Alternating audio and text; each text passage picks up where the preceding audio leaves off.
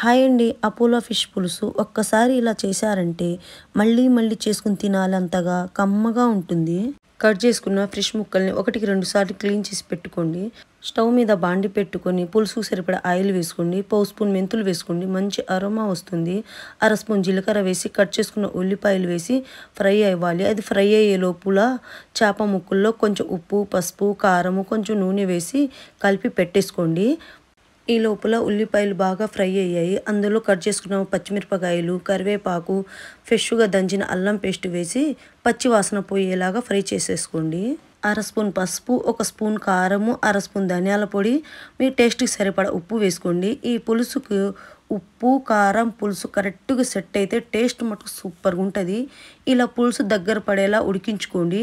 ఇప్పుడు చేప ముక్కల్ని వేసి స్పూన్తో ఒకసారి కలిపేసి పెట్టేసుకోండి. స్టవ్ స్లిమ్లో పెట్టేసుకోండి. మధ్య మధ్యలో ఇలా తిప్పుకుంటూ కలుపుకోండి. 10 నుండి 15 నిమిషాలు ఉడికితే సరిపోయిద్దండి. ఫైనల్గా కొంచెం కొత్తిమీర, కసూరి మేతి వేసుకోండి. ఇది చేయడం చాలా ఈజీ.